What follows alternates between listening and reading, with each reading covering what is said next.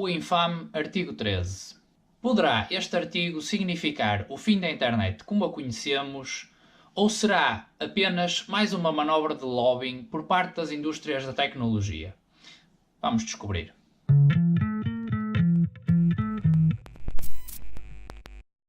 Olá pessoal, sejam bem-vindos a mais um episódio do Unplug. O tema do episódio de hoje é o controverso artigo 13 e os seus impactos não só para a indústria, mas também para nós utilizadores. O artigo 13 é uma de várias peças legislativas enquadradas numa diretiva da União Europeia intitulada Diretiva sobre Direitos de Autor no Mercado Único Digital. Esta diretiva visa tornar as plataformas de internet responsáveis por todas as violações de direitos de autor, independentemente das medidas de prevenção adotadas. Porventura, vocês estão a ouvir falar neste tópico pela primeira vez ou ouviram agora mais recentemente por causa de todo este mediatismo em volta do artigo 13. Contudo, a batalha dos direitos de autor no mercado digital já tem mais de uma década e meia e o seu início remonta a abril de 2001, quando foi aprovada a primeira Diretiva dos Direitos de Autor. No entanto, o crescimento exponencial de agregadores de conteúdos e plataformas digitais como Google, Facebook, YouTube ou Twitter levaram a várias pressões e lobbying para a revisão desta diretiva, algo que foi finalmente anunciado pela União Europeia em maio de 2012. Sendo que a proposta que está atualmente a ser discutida foi inicialmente lançada pela Comissão Europeia em setembro de 2016, já sob a presidência de Jean-Claude Juncker. Depois de alguns avanços e recuos nas negociações, a aprovação dos eurodeputados chega finalmente em setembro de 2018, o que significa que as negociações trilaterais formais entre a Comissão Europeia, o Conselho de Ministros e o Parlamento Europeu podem finalmente começar, sendo que recentemente em janeiro de 2019, um total de 11 países votaram contra esta proposta, entre os quais Alemanha, Bélgica, Holanda, Finlândia, Eslovénia, Itália, Polónia, Suécia, Croácia, Luxemburgo e, inclusivamente, Portugal. Esta reviravolta surpreendente não significa, contudo, o fim desta proposta. Apenas faz com que a sua adoção seja pouco provável antes das eleições europeias agendadas para maio de 2019. Mas afinal, porquê toda esta controvérsia em torno deste artigo 13? Bem, roubando a expressão dos nossos amigos ingleses, o diabo está nos detalhes. E os detalhes, neste caso, não são nada animadores. Uma das cláusulas do artigo 13 diz o seguinte: os prestadores de serviços de partilha de conteúdos online e os titulares de direitos devem cooperar de boa fé para garantir que obras protegidas não autorizadas ou outro material não estejam disponíveis nos seus serviços. Ou seja, este artigo obriga a que todos os prestadores de serviços de partilha de conteúdos online utilizem um algoritmo de reconhecimento e execução de medidas contra violações de direitos de autor. Sendo que o grande problema aqui é este algoritmo ou filtro, como lhe quiserem chamar, que será totalmente automatizado. Nenhuma máquina tem a capacidade de discernir, identificar ou perceber os diferentes contextos de utilização. A título de exemplo, um utilizador comum, fazendo o carregamento de um vídeo engraçado sobre o seu gato, sendo que existe um pequeno fragmento desse vídeo onde é possível ouvir, no fundo, um rádio a passar uma música protegida por propriedade intelectual ou direitos de autor, teria esse vídeo automaticamente identificado por este algoritmo e o seu conteúdo bloqueado por violação dos direitos de autor. No entanto, os proponentes desta diretiva defendem-se com a cláusula seguinte, que menciona: os Estados-membros devem assegurar que os prestadores de serviços de partilha de conteúdos online referidos no número 1 Estabeleçam mecanismos eficazes e rápidos de reclamação e reparação que estejam à disposição dos utilizadores caso a cooperação referida no número 2A leve a uma remoção injustificada do seu conteúdo. Qualquer queixa apresentada sob tais mecanismos deve ser processada sem atrasos indevidos e sujeita a revisão humana.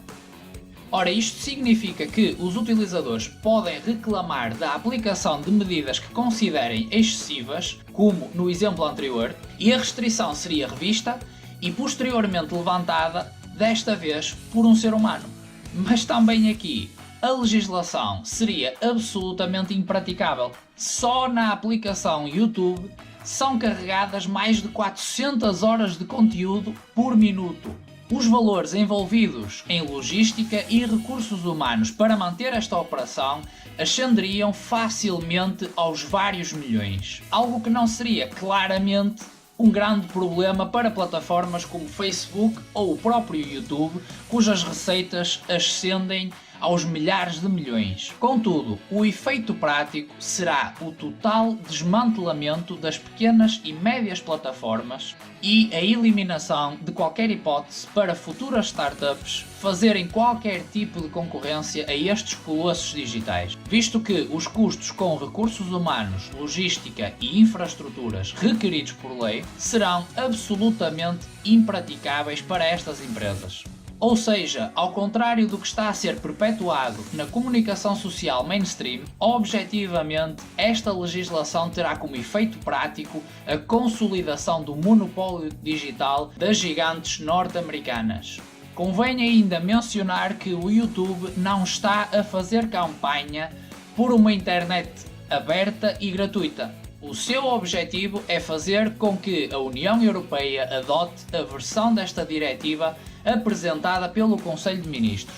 Essa versão permite que as grandes plataformas escapem a pesadas multas se implementarem os já mencionados algoritmos ou filtros de carregamento. Mas mais uma vez, existe o problema desses filtros serem tendenciosos e favorecerem as grandes empresas, enquanto que criadores individuais verão todo o seu conteúdo bloqueado até provarem que não estão em violação dos direitos de autor. E para além disso, estes filtros são facilmente abusáveis por trolls ou qualquer outra pessoa que queira colocar um determinado vídeo offline por motivos puramente maliciosos. E se vocês acham que isso nunca irá acontecer, bem-vindos ao mundo real, onde isso já acontece de forma deliberada há muito tempo.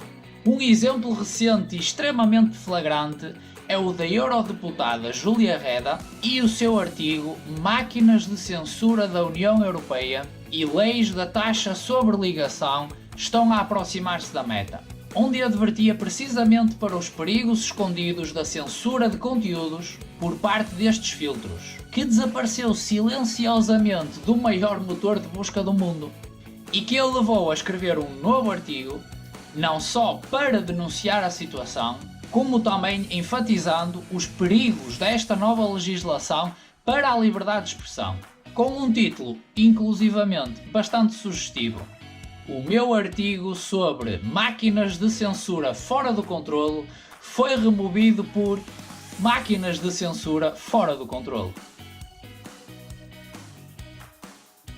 O artigo 13, apesar de ser o mais popular, não é o único artigo a gerar controvérsia. O artigo 11, denominado por taxa sobre ligações, também tem tido bastante atenção mediática e por boas razões. O artigo refere o seguinte: os Estados-membros devem fornecer aos editores das publicações de imprensa os direitos previstos no artigo 2º e no número 2 do artigo 3º da Diretiva 2001/29/CE para que possam obter uma remuneração justa e proporcionada pela utilização digital das suas publicações de imprensa pelos prestadores de serviços da sociedade da informação. O objetivo desta proposta é que os prestadores de serviço de partilha de conteúdos online que usem snippets de conteúdo jornalístico necessitem primeiro de obter uma licença do editor, sendo que este novo direito para os editores se aplicará durante um período de 5 anos após a publicação. No entanto, as consequências desta legislação poderão ser desastrosas, conforme alerta a já mencionada eurodeputada Julia Reda. Probabilidade de falhar. Esta é uma tentativa de replicar a nível da União Europeia uma ideia que foi um grande fracasso na Alemanha e na Espanha, apenas aplicada de forma mais ampla e por mais tempo. A lei alemã está prestes a ser declarada inválida no tribunal, enquanto que a espanhola teve claramente um impacto negativo na visibilidade e no acesso à informação em Espanha. Os jornalistas certamente não viram nenhuma remuneração adicional. Ataque à hiperligação. Toda a gente quer saber o destino de uma ligação antes de clicar. Os sites quase sempre incluem um snippet do conteúdo como parte de uma ligação. Qualquer limitação nos snippets é, portanto, uma limitação nas hiperligações. Limitação da liberdade de expressão e acesso à informação. Esta disposição restringiria não só empresas, mas também indivíduos que publicam excertos de notícias, por exemplo, bloggers. Impulsiona fake news, tornando legalmente difícil ou dispendioso colocar ligações com snippets de notícias, arrisca o desincentivo de partilha de conteúdos de notícias credíveis. Como é improvável que as fake news e os canais de propaganda cobrem taxas pelos snippets, o seu conteúdo poderá, como consequência, tornar-se mais visível nas redes sociais. Desencorajamento de startups relacionadas com notícias. Embora este setor precise particularmente de inovação e experimentação para encontrar novos modelos de negócios, maneiras de atingir o público, verificar factos e combater as fake news, etc., à medida que a tecnologia avança. Desvantagem para pequenos editores. Os agregadores de notícias criam condições de concorrência equitativas para editores independentes com menos reconhecimento de marca para alcançar públicos-alvo. Em conflito com a Convenção de Berna, um tratado internacional que garante o direito de citar notícias e criar resumos de imprensa. Existe ainda um outro artigo, este com menos exposição mediática, mas cujas implicações para a liberdade de expressão são igualmente importantes. O artigo 12A. Este artigo está mais direcionado para eventos desportivos e diz o seguinte: os Estados-membros devem assegurar aos organizadores de eventos desportivos os direitos previstos no artigo 2º e no número 2 do artigo 3º da Diretiva 2001/29/CE e no artigo 7º da Diretiva 2006/115/CE. Isto significa que na União Europeia ninguém, a não ser o organizador de um evento desportivo, terá o direito de disponibilizar, reproduzir ou registar esse mesmo evento. Ao abrigo desta nova legislação, o simples acto de tirar uma selfie dentro ou nas imediações de um estádio, por exemplo, será considerado uma violação de direitos de autor e, como tal, punível por lei. Ou seja, atos de violência cometidos por polícia, seguranças ou outros envolvidos na organização de um evento desportivo apenas poderão ser divulgados e tornado público com a expressa autorização da organização do evento. Isto inclui, obviamente, manifestações de adeptos contra os seus clubes ou as entidades que organizam os eventos, que podem facilmente ser censurados com o pretexto de violação de direitos de autor. Ok pessoal, eu espero que tenham gostado deste vídeo. Todas as referências mencionadas estão na descrição para poderem consultar. Deixem a vossa opinião, subscrevam e por favor partilhem o vídeo para ajudar na divulgação do canal. Um abraço!